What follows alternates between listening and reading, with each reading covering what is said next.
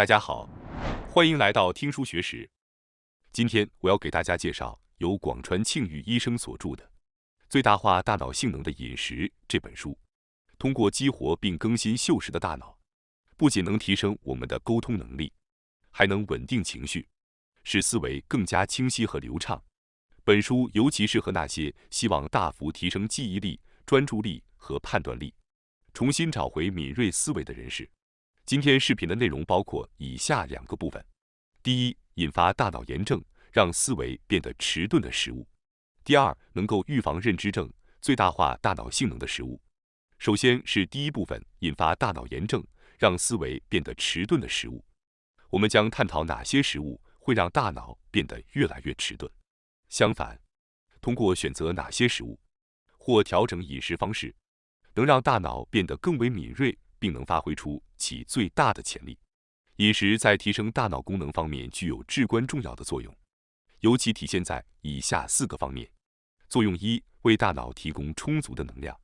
当大脑缺乏所需的能量时，它会自动进入类似休眠的状态，导致功能的下降。作用2：为大脑和全身细胞提供所需的原材料。即便到90岁，我们的大脑仍能生成新的细胞。而血液循环对于大脑的功能也至关重要。健康的血管取决于细胞的新陈代谢。为了维持血管的健康，我们的饮食中必须持续摄取构建细胞所需的原材料。作用3：避免让大脑和身体老化的食物。富含抗氧化物质的食物有助于抵抗大脑与身体的氧化和老化。作用4：帮助身体进入良性循环。饮食与运动和生活习惯共同作用，能够有效地改善体质。在理解了饮食对大脑的这4大核心作用之后，我们将讨论如何通过合理选择食物与饮食方法，最大化大脑的性能。但在此之前，我们必须先了解那些引发大脑炎症、让思维迅速变得迟钝的食物。即使您摄取了多么优质的食材或遵循了良好的饮食方式，但如果您同时吃了这些不良的食物，依然会加速身体和大脑的老化，炎症问题也难以避免。那么本书中提到的需要完全避免的食物有哪些呢？答案是糖分和劣质的油脂。作者指出，这2种食物是导致大脑炎症和思维迟钝的主要原因，特别是糖分，它会引发糖化反应，在体内产生晚期糖基化终末产物 AGEs。这些物质会在体内多个部位引发炎症，加速人体的衰老。这种炎症还会导致体内的蛋白质发生糖化反应，进而引发炎症到糖化反复的恶性循环。因此，减少碳水化合物的摄入尤为重要。此外，摄入过多的劣质油脂，特别是 Omega-6 脂肪酸，也会引发炎症。大家可能对这种脂肪酸有所了解，它广泛存在于色拉油等油脂中。现代人的饮食中摄入的 Omega-6 常常过量，它会激活白细胞。白细胞作为免疫细胞，负责抵御外来的侵害。从增强免疫力的角度来看，激活白细胞并非一件坏事。事实上，炎症是白细胞抵抗外界攻击的反应。白细胞和炎症本身并不是有害的。然而，当炎症状态持续成为慢性问题时，问题就随之而来。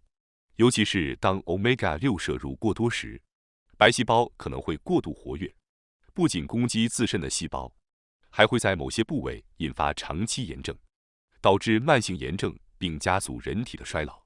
因此，虽然适量的 Omega-6 是必要的，但过量摄入是极其不利的。在作者的诊所中，为了检测认知症患者体内的炎症水平，通常会进行 CRP-C 反应蛋白测试。令人意外的是，很多人的 CRP 数值远高于正常范围，这表明体内存在长期的轻微慢性炎症。研究表明，这种慢性炎症可能会加速阿尔茨海默病的进展，甚至有人提出假说，认为大脑中的炎症是阿尔茨海默病的根本原因。换句话说，如果体内的炎症水平持续升高，患阿尔茨海默病的风险也会随之增加。慢性炎症还会加速动脉硬化的进程，动脉硬化实质上是血管老化的表现。最终会导致全身衰老。如果想保持年轻，血管的健康尤为关键。而高炎症水平的人，血管老化的速度会更快。过量摄入劣质油脂会引发炎症，炎症又会加速动脉硬化，最终影响到大脑的功能。在这种恶性循环导致不可逆的损害之前，减少劣质油脂的摄入是第一步。因此，减少碳水化合物和劣质油脂的摄入是预防大脑和身体老化的关键措施。既然我们已经了解了减少劣质油脂的必要性，可能有的人会问，那么摄入碳水化合物的适量值是多少呢？作者建议，每天摄入的碳水化合物的量大约相当于半碗米饭，约30克。听到这个数字，可能有的人会觉得很惊讶，这么少，真的够吗？我在阅读这本书时也有过同样的疑问，但作者接下来给出了详细的解释，说明了为什么每天只需摄入约30克碳水化合物，以及这一建议的依据。大家或许听说过健康饮食中的 PFC 平衡，即蛋白质占20%，脂肪占20%，碳水化合物占60%。然而，作者指出，这种传统的 PFC 平衡并不适合所有的人。研究显示，遵循这种比例的饮食者中，糖尿病的发生率有所上升，表明按照这种平衡摄入的碳水化合物可能过多。因此，作者提出了一种更适合人体的营养平衡：蛋白质占30%，脂肪占60%，碳水化合物占10%的旧石器时代饮食模式。也就是说，现今普遍接受的营养平衡中，碳水化合物的摄入量过高，而脂肪摄入量则不足。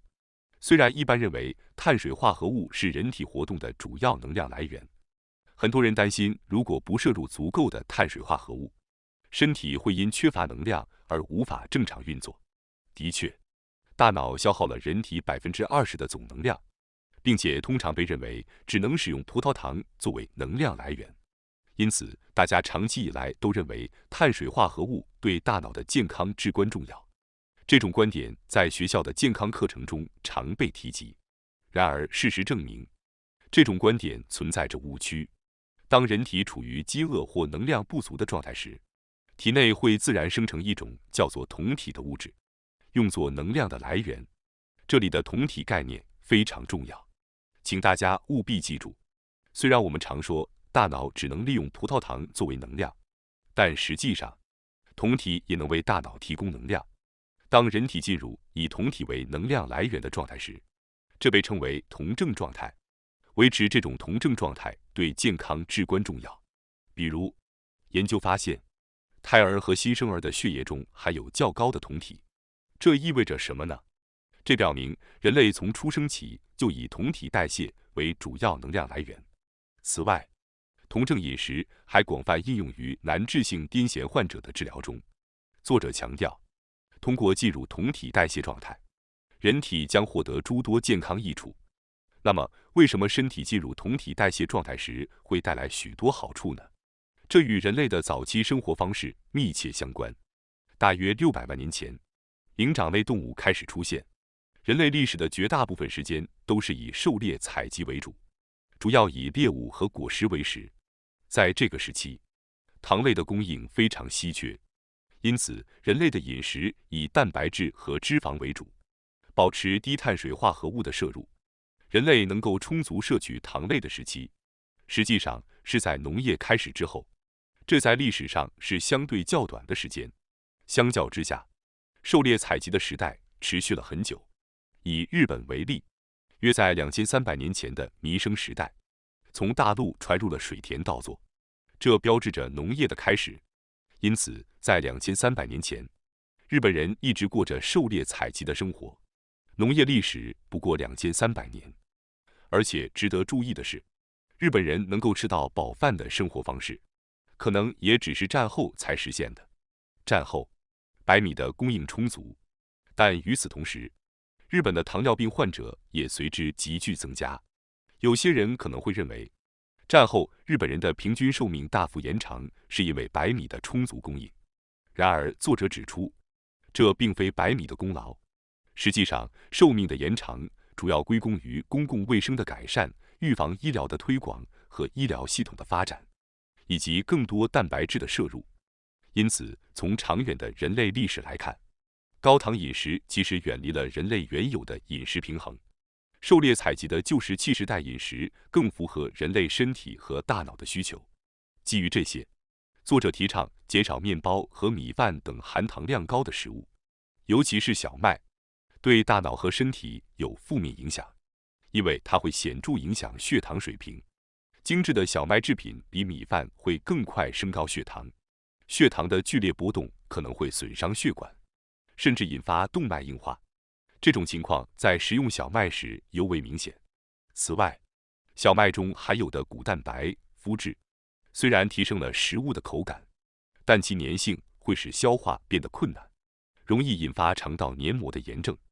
这种炎症称为肠漏综合征，会导致肠道内物质的异常渗漏，从而引发各种健康问题。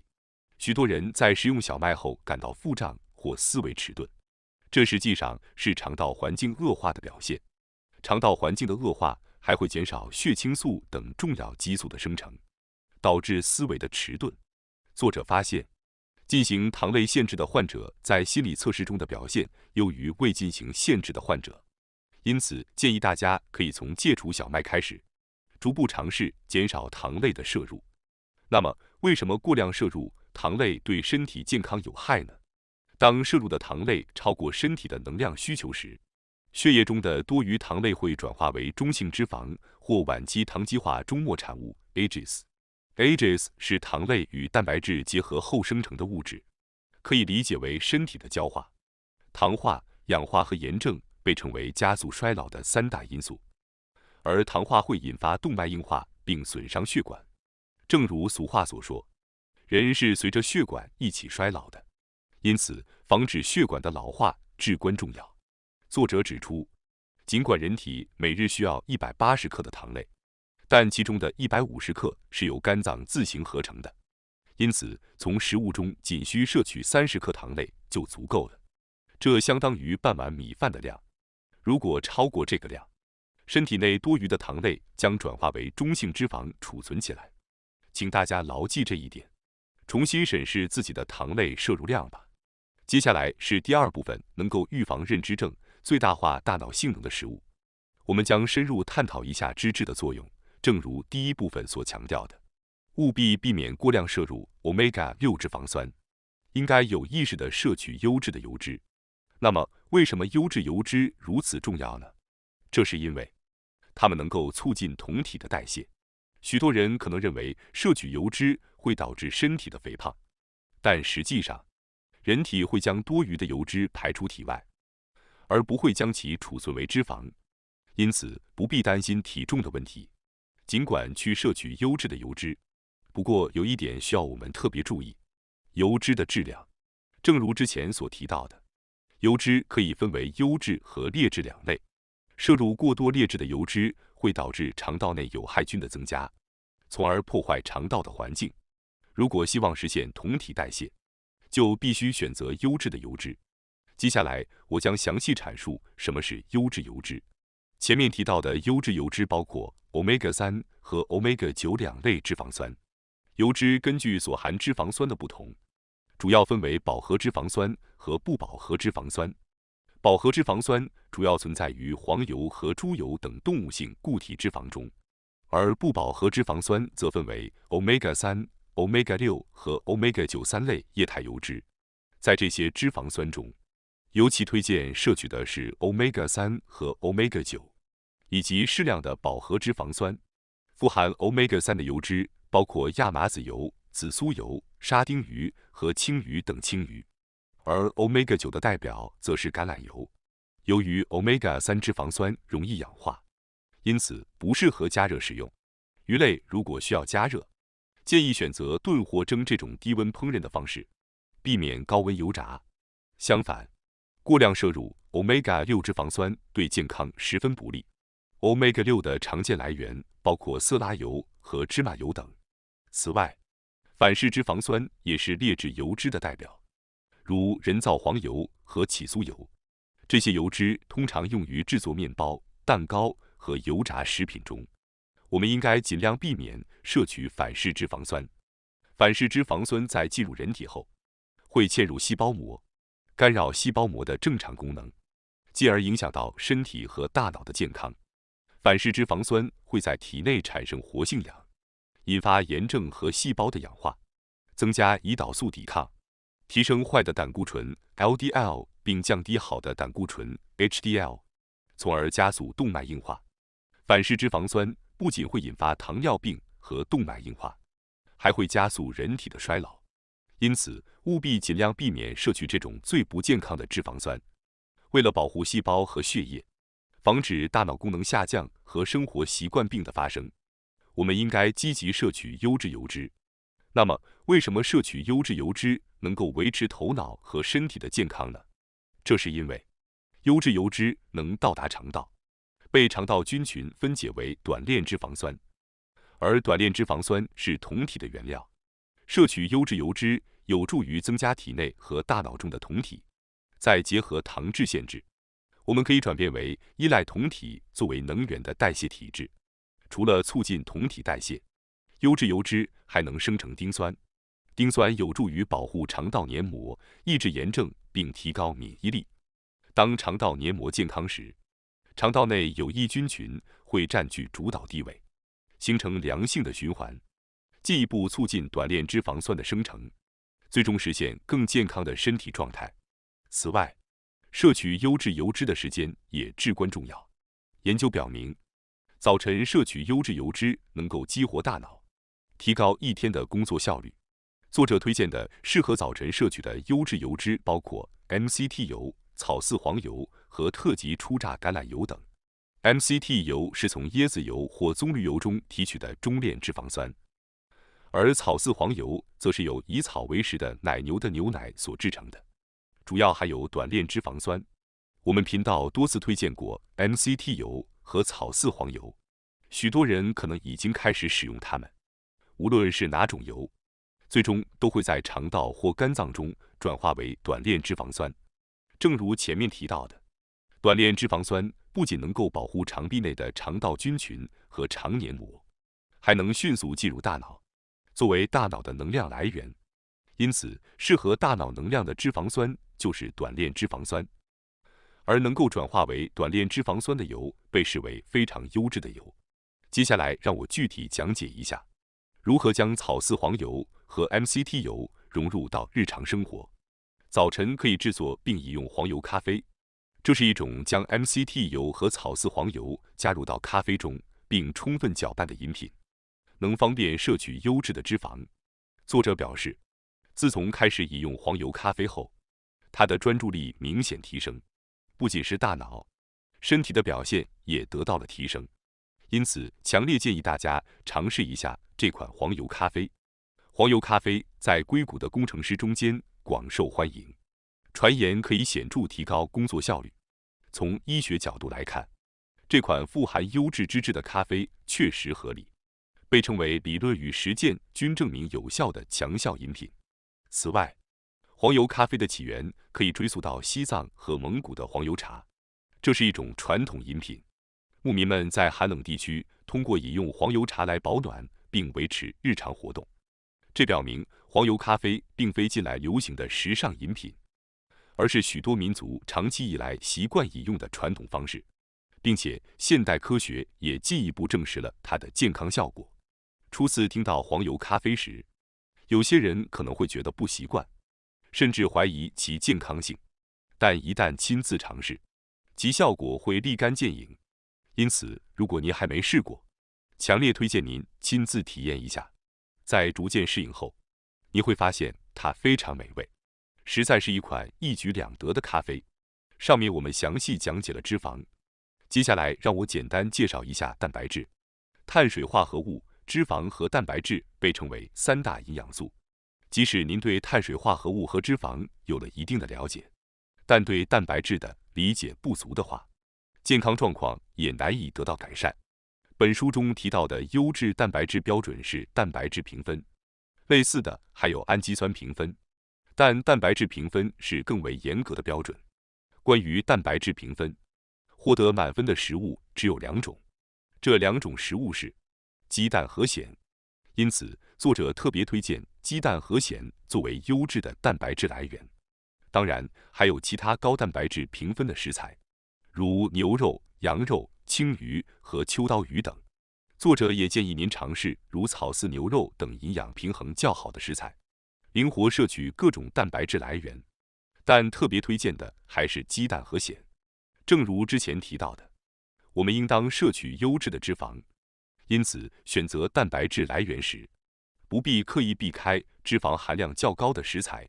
健身爱好者往往会避开脂肪，偏爱鸡胸肉，但如前所述，我们的身体会将多余的油脂排出，因此并不需要过度避开脂肪。在氨基酸的平衡方面，鸡肉并不占优势，除非您特别喜欢吃鸡肉，否则其他肉类也同样适合。